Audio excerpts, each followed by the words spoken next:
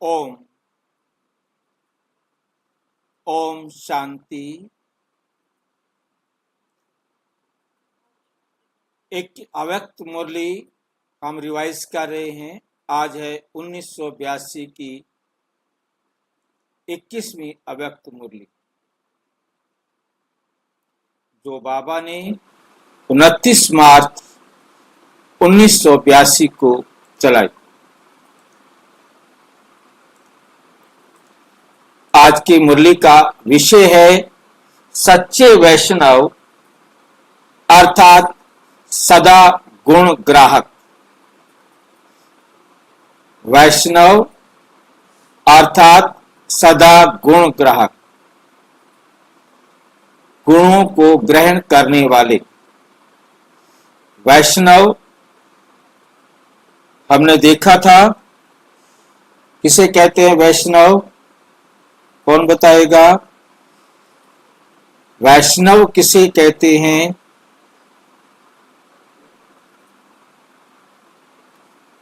कोई बताएगा? सच्चे वैष्णव कैसे बन सकते हैं? बाबा की श्रीमत में जग के श्रेष्ठ बनते। बाबा की श्रीमत पर ही हम श्रेष्ठ वैष्णव बन सकते हैं। सभी वैष्णव बनते हैं, सभी विष्णु बनते हैं। पूरा कहना मानते भाई जी, बाबा का पूरा कहना मानते हैं। हाँ, बाबा का पूरा कहना मानते हैं। तो आज बाबा हमें सच्चे वैष्णव की विशेषता एक बता रहे हैं कि वो सदा गुण ग्राहक होता है, सदा दूसरों के गुणों को अपने अंदर ग्रहण करने वाला, अपने अंदर धारण करने वाला होता है। वैष्णव का मतलब ही है जिसके पास कोई गुण देखे उसको अपने में धारण कर ले, क्योंकि सभी गुण परम पिता परम आत्मा की देन है। जो भी किसी आत्मा के पास गुण है वो गुण किसने दिए? परमात्मा को, परमात्मा ने दिए। सबको किसने गुण दिए? परमात्मा ने दिए। इसलिए ये सोच करके हमने उन सब गुणों को अपने जीवन में धारण करने का पुरुषार्थ करना है। आज बाप दादा माला बना रहे थे, तो खाली बैठते हो क्या करें, कुछ तो काम चाहिए ना। आज बाप दादा माला बना रहे थे। कौन सी माला? हर एक श्रेष्ठ आत्मा के श्रेष्ठ गुण की माला बना रहे थे। क्यों बना रहे थे भाई? क्योंकि बाप दादा जानते हैं कि श्रेष्ठ बाप के हर एक श्रेष्ठ बच्चे की अपनी अपनी विशेषता है। हर एक श्रेष्ठ बच्चे की अपनी अपनी विशेषता है। अपने अपने गुण के आधार से संगम युग में श्रेष्ठ प्रारब्ध पा रहे हैं। बाप दादा आज विशेष प्यादे ग्रुप के गुण को देख रहे थे, प्यादे ग्रुप के गुणों को देख रहे थे। चाहे पुरुषार्थ में लास्ट ग्रुप का कहा जाए, मतलब कोई पुरुषार्थ कर रहा है और बहुत हल्का पुरुषार्थी है, वो लास्ट ग्रुप का है, लेकिन उनमें भी विशेष गुण जरूर है। उनमें भी क्या है? विशेष गुण जरूर है। और वही विशेष गुण उन आत्माओं को बाप का बनाने में विशेष आधार है। उन आत्माओं को बाप का बनने में विशेष आधार है। वही विशेष गुण आत्माओं को बाप का बनने में विशेष आधार है। क्योंकि जो गुण धारण करेंगे तो बाप को प्यारे लगेंगे ना। तो बाप दादा पहले नंबर से लास्ट नंबर तक नहीं गए, लेकिन कहां से शुरू किया? लास्ट से फर्स्ट तक गुण देखा। मतलब पहले नंबर वाले बच्चों को पहले नहीं देखा, पहले किसको देखा? लास्ट नंबर वाले बच्चों को देखा। इसमें थोड़ा है, इसमें इतना है, इसमें ज्यादा, इसमें ज्यादा, इसमें ज्यादा। बिल्कुल लास्ट नंबर में भी गुणवान थे। परमात्म संतान और कोई गुण ना हो, ये हो नहीं सकता। उसी गुण के आधार से ही ब्राह्मण जन्म में जी रहे हैं, अर्थात जिंदा हैं। ड्रामा अनुसार उसी गुण ने ही ऊंचते ऊंच बाप का बच्चा बनाया। उसी गुण के कारण ही प्रभु पसंद बने। प्रभु को पसंद आए हो आपने, आपके उस गुण को देखकर बाबा ने अपना बनाया है आपको, इसलिए गुणों की माला बना रहे थे। ऐसे ही हर ब्राह्मण आत्मा के गुण, हर ब्राह्मण आत्मा के गुण को देखने से श्रेष्ठ आत्मा का भाव सहज और स्वतः ही होगा, क्योंकि गुणों का आधार है ही श्रेष्ठ आत्मा। तो गुणों के आधार से तो बनती है श्रेष्ठ आत्मा।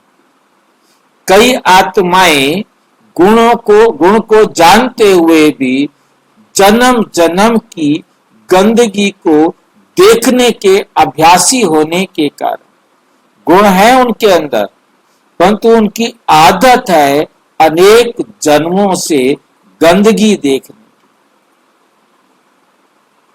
उसकी आदत बनी हो, उसका अभ्यास होने के कारण गुण को ना देख अवगुण ही देखती है। लेकिन अवगुण को देखना, अवगुण को धारण करना, ऐसी ही भूल है।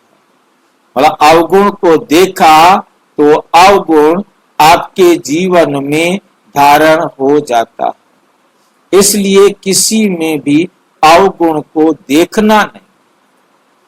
जैसे स्थूल अशुद्ध भोजन पान करना, जैसे स्थूल अशुद्ध भोजन पान करना।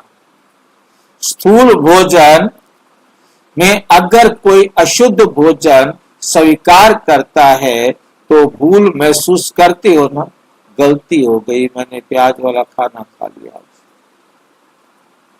महसूस तो होगा, खाएंगे भी सही और फिर बाद में महसूस भी करते हैं। फिर लिखते हो ना कि खान पान की धारणा में कमजोर हूं। फिर बाबा को पत्र में क्या लिखते हैं? बाबा खान पान की धारणा में कमजोर हूं। तो भूल समझते हो ना कि मेरी ये भूल है।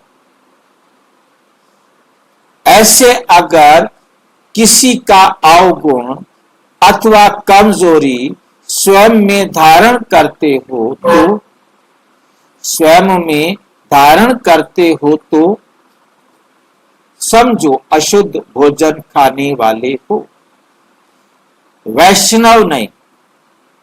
फिर आप वैष्णव नहीं, विष्णु वंशी नहीं हो, लेकिन राम की सेना हो जाएगी। सदा गुण ग्रहण करने वाले गुण मूर्त बनो, गुण मूर्त बनो। बाप दादा आज बच्चों की चतुराई का खेल देख रहे थे। याद आ रहे हैं ना अपने खेल? बाबा कहते तुम्हारे अपने खेल याद आ रहे हैं कि तुम क्या चतुराई चलते हो, क्या चालाकी चलते हो, याद आ रहे हैं ना अपने खेल। सबसे बड़ी बात दूसरे के अवगुण को देखना, जानना, इसको बहुत होशियारी समझते हैं, इसको ही नॉलेजफुल समझ लेते। लेकिन जानना अर्थात बदलना, अगर जाना भी 2 घड़ी के लिए नॉलेजफुल भी बन गए, लेकिन नॉलेजफुल बनकर क्या किया? आप नॉलेजफुल बन गए हो, बाबा कहते तुम्हें सारी नॉलेज मिल गई है बाबा से, फिर क्या किया? नॉलेज की लाइट, और नॉलेज को कहा जाता है लाइट, और नॉलेज को कहा जाता है माइट। जान तो लिया कि ये अवगुण है, लेकिन नॉलेज की शक्ति से अपने व दूसरे के अवगुण को भस्म किया। यदि आपको पता लग गया कि ये अवगुण है, आप नॉलेजफुल हैं, आपने पहचान भी लिया कि ये अवगुण है,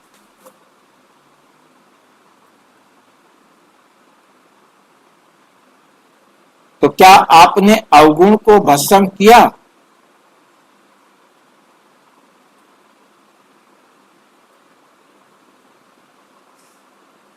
परिवर्तन किया? बदल के व बदला के दिखाया?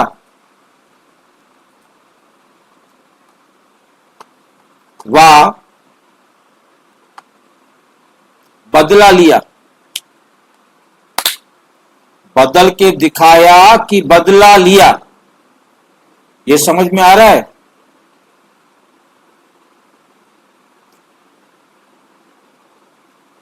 अगर नॉलेज की लाइट माइट को कार्य में नहीं लाया, तो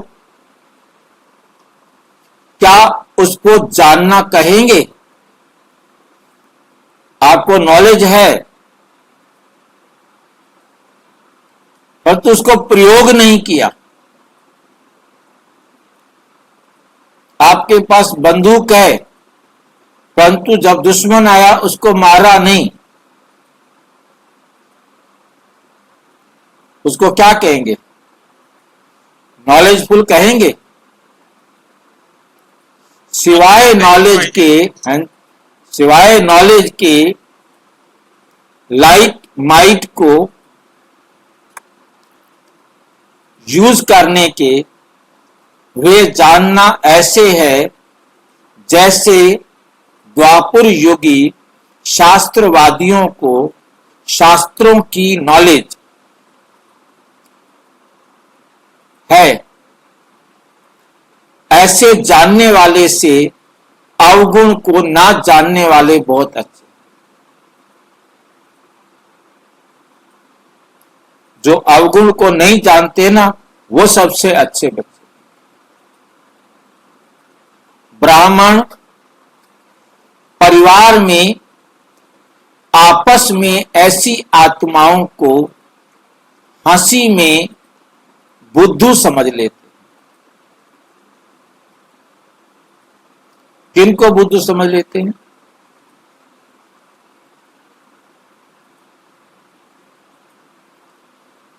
किनको समझते हैं बुद्धू?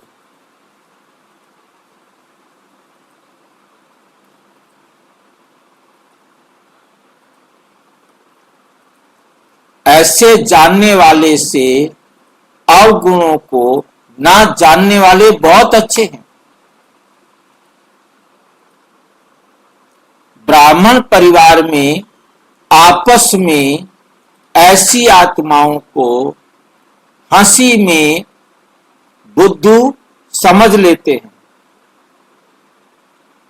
आपस में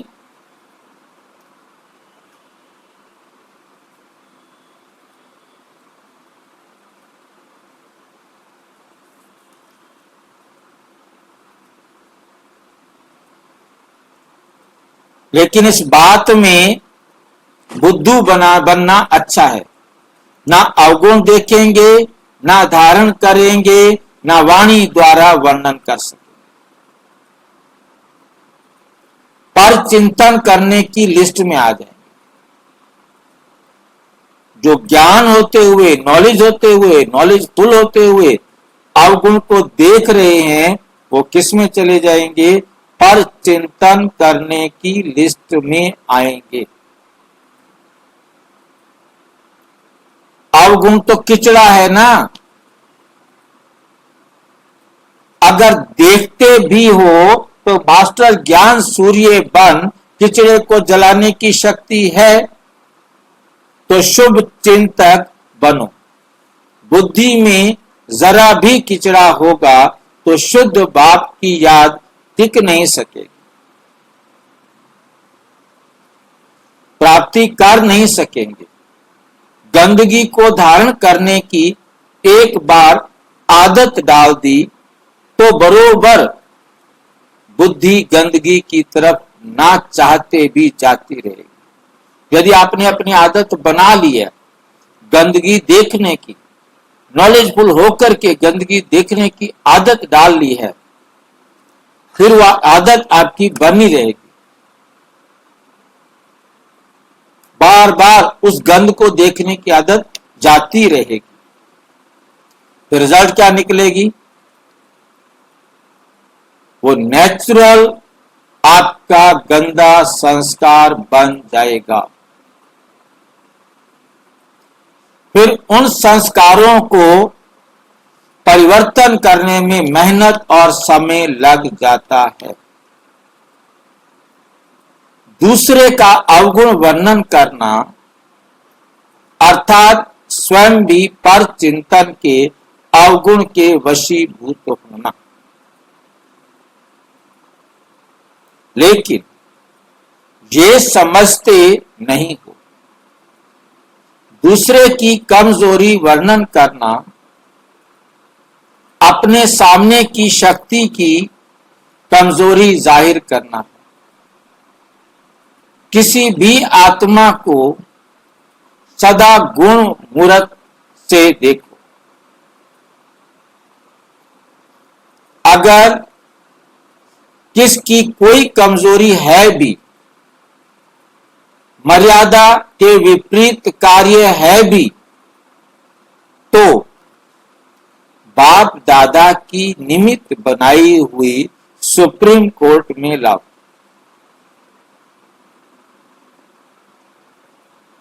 खुद ही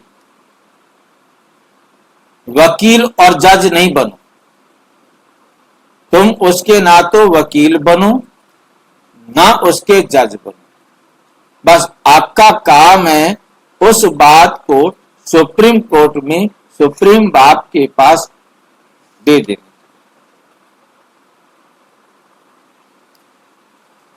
भाई भाई का नाता भूल वकील जज बन जाते हो, इसलिए भाई भाई की दृष्टि टिक नहीं सकती। केस दाखिल करने की मना नहीं है, केस कोर्ट में डालो, लेकिन मिलावट और ख्यानत नहीं करो। जितना हो सके शुभ भावना से इशारा दे दो, ना अपने मन में रखो ना औरों को मन मनाभाव होने में विघ्न रूप बनो। भाई जी, बोलो। भाई जी, बाबा अगर सामने में किसी को ऐसा देखे तो बाबा के कोर्ट के सामने कैसे लाए? बाबा के सामने जी, कोई गलती कर रहा है, यही कह रहे होंगे। जी भाई जी। बाबा के सामने गलती कर रहा है, बाबा उसके ऊपर कोई भी प्रतिक्रिया नहीं करेगा। अच्छा, उनको गुनो मूर्त तो कैसे देखे भाई जी? क्या हुआ? बाबा ने बोला अगर कोई अवगुण देखेगी उनको गुनो मूर्त तो देखो, अवगुण को मत देखो। मतलब गुण कैसे देखे? देखिए, अवगुण तो सब में है जी, और गुण भी सब में है। कोई भी आत्मा, बाबा ने कहा लास्ट वाली आत्मा को भी मैंने देखा, उसमें भी गुण है। ठीक है कि नहीं? कोई ऐसी आत्मा नहीं है जिसमें गुण ना हो। आप उसके गुण को देखो, अवगुण को क्यों देखते हो? जी। और ये बात हमें देखनी है। बाबा कहते सिर्फ आपने उसके गुण को देखना है, उसके अवगुण को नहीं देखना।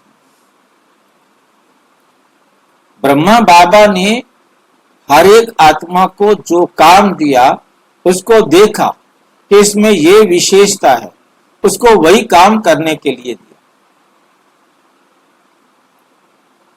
आज बाबा ने कितना स्पष्ट कहा कि हर एक को मैंने चुना है, हर एक आत्मा ने जो मुझे पहचाना है उसके पास कोई ना कोई गुण है, उस गुण के कारण ही वो मेरा बना है और उसी गुण के आधार पर ही वो श्रेष्ठ बनेगा।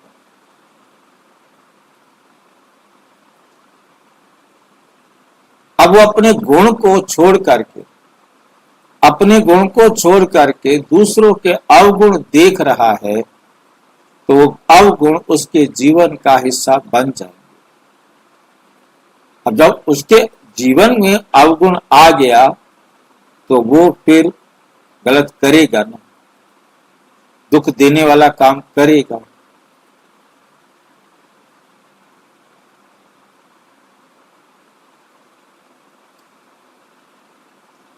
तो इसलिए हमें सबके गुण देखना। अब हमने किसी के अवगुण देखे, बाबा कहते उस अवगुण को अपने मन में भी नहीं रखो और किसी दूसरे को भी नहीं बताओ कि मैंने ना उसमें देखा, उसमें ये बुराई है। क्यों बता रहे हो किसी दूसरे को?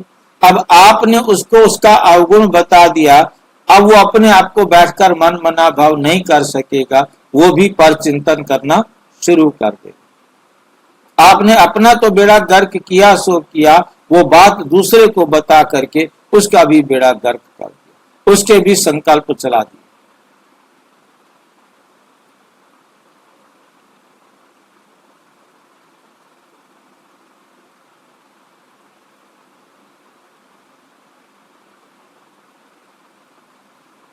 औरों को मन मना भाव होने में विघन रूप बनो ना बनो, ना औरों को मन मना भाव होने में विघन रूप बनो। तो चतुराई का खेल क्या करते हैं?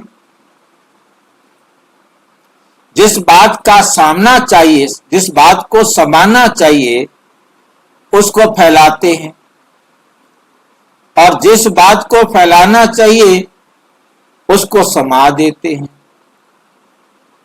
समाने की शक्ति का प्रयोग ठीक नहीं करते।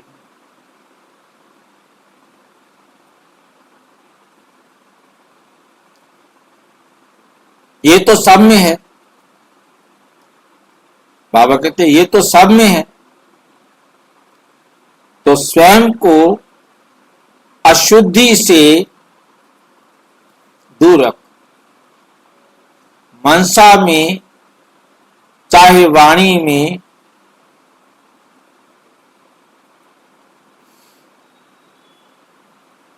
कर्म में, संबंध संपर्क में अशुद्धि संगम युग की श्रेष्ठ प्राप्ति से वंचित बना देगी। समय बीत जाएगा, फिर पाना था इस लिस्ट में खड़ा होना पड़ेगा। प्राप्ति स्वरूप की लिस्ट में नहीं होंगे, सर्व खजानों के मालिक के बालक आप और अप्राप्त करने वालों की लिस्ट में हो। ये अच्छा लगेगा, इसलिए अपनी प्राप्ति में लग जाओ, शुभ चिंतक बनो। किसी भी प्रकार के विकारों के वशीभूत हो, अपनी उल्टी होशियारी नहीं दिखाओ। ये उल्टी होशियारी अब अल्पकाल के लिए अपने को खुश कर लेगी, व ऐसे साथी भी आपकी होशियारी के गीत गाते रहेंगे। लेकिन कर्म की गति को भी स्मृति में रखो। उल्टी होशियारी उल्टा लटकाएगी। अभी अल्पकाल के लिए काम चलाने की होशियारी दिखाएंगे।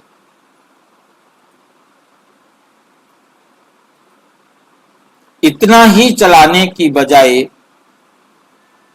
चिल्लाना भी पड़ेगा। कोई ऐसी होशियारी दिखाते हैं कि बाप दादा दीदी दादी को भी चढ़ा लेंगे। बाप दादा दीदी दादी को भी चला लेंगे। ये सब तरीके आते हैं अल्पकाल की उल्टी प्राप्ति के लिए। मना भी लिया, चला भी लिया, लेकिन पाया क्या और गंवाया क्या? 2-3 वर्ष नाम भी पा लिया, लेकिन अनेक जन्मों के लिए श्रेष्ठ पद से नाम गंवा लिया। तो पाना हुआ या गंवाना हुआ? और चतुराई सुनावी। ऐसे समय पर फिर ज्ञान की पॉइंट यूज करते। ऐसे समय पर फिर ज्ञान की पॉइंट यूज करते हैं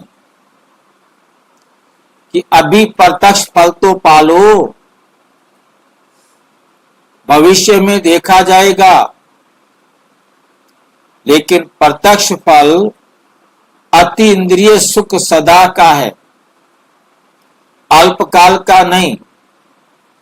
कितना भी प्रत्यक्ष फल खाने का चैलेंज करें, लेकिन अल्पकाल के नाम से और खुशी के साथ साथ बीच में असंतुष्टता का कांटा फल के साथ जरूर खाते रहेंगे। मन की प्रसन्नता व संतुष्टता अनुभव नहीं कर सकेंगे। इसलिए ऐसे गिरती कला की कलाबाजी नहीं करो।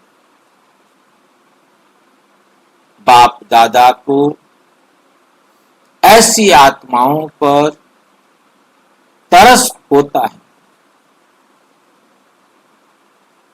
बनने क्या आए और बन क्या रहे। सदा ये लक्ष्य रखो कि जो कर्म कर रहा हूं ये प्रभु पसंद कर्म है। बाप ने आपको पसंद किया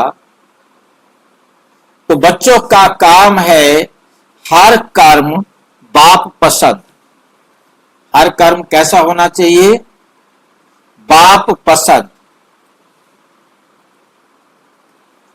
प्रभु पसंद करना, जैसे बाप गुणमालाएं गले में पहनाते हैं, वैसे गुणमाला पहनो। जैसे गले में मालाएं पहनाते हैं ना, ऐसे बाबा कहते अब आप भी गुणमालाएं गले में पहनो।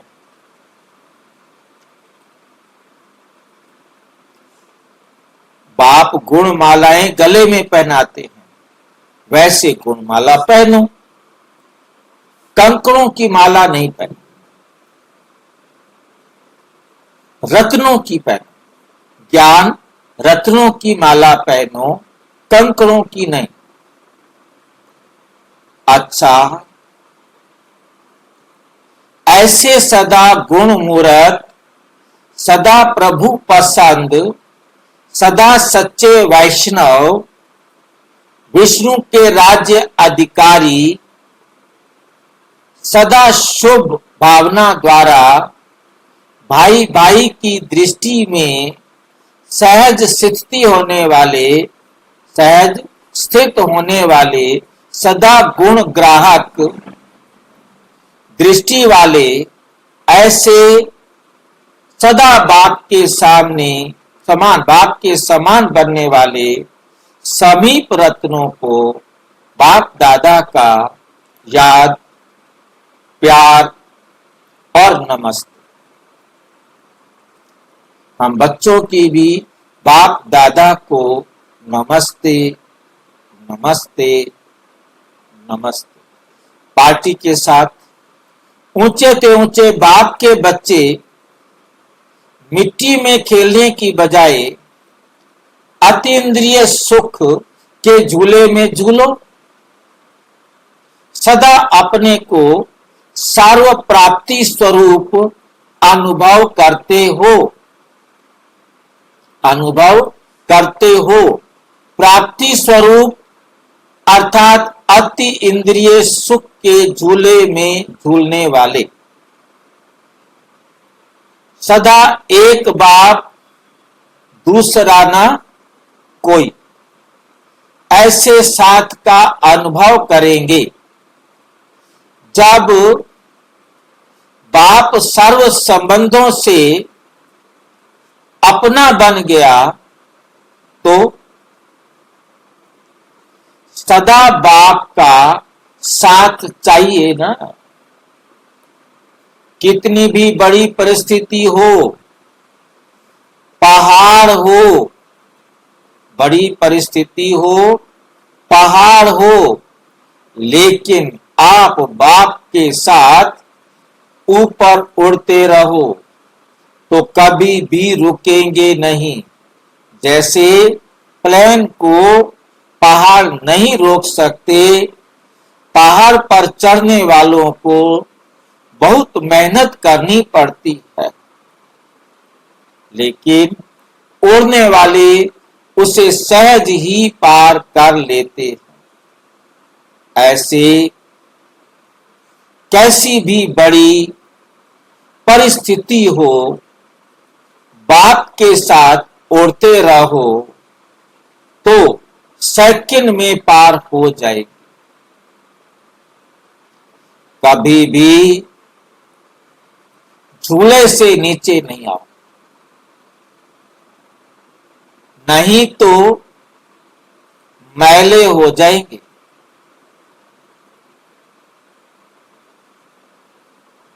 मैले फिर बाप से कैसे मिल सकेंगे? बहुत काल अलग रहे, अभी मेला हुआ, मेला मनाने वाले मैले कैसे होंगे? जो आए बाप से मेला मनाने, अब वो मैले कैसे होंगे?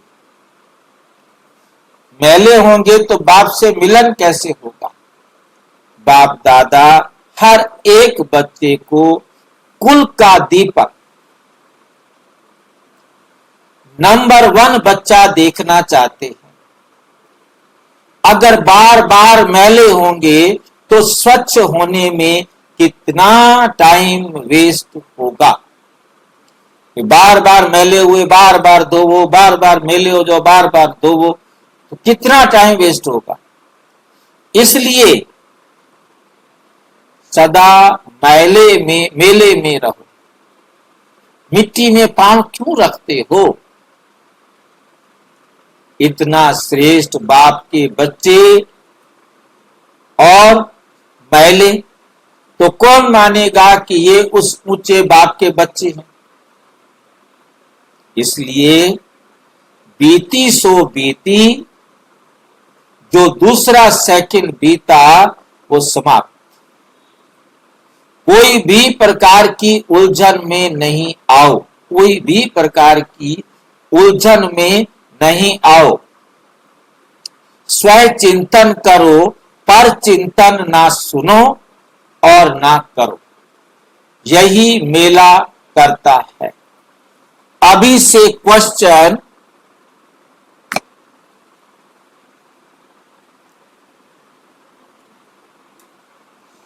अभी से क्वेश्चन मार्क समाप्त कर बिंदी बाप के साथ उड़ जाओ। बिंदी बाप के साथ उड़ जाओ।